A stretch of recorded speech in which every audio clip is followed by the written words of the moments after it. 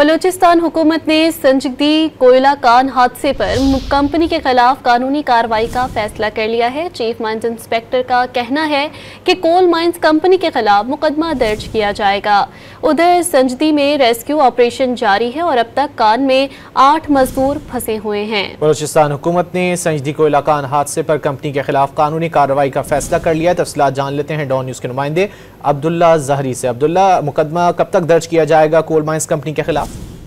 इस हवाले से चीफ माइंस इंस्पेक्टर की जानिब से महकमे मादनियात को एक मरासला लिखा गया है, जिसमें ये बताया गया कि जो निजी कोल माइंस कंपनी है जिसकी गफलत के बायस ये हादसा रूनुमा हुआ और जिसके माइंस कंपनी के जो ऑनर है उनके खिलाफ फौरी तौर पर मुकदमा दर्ज किया जाए।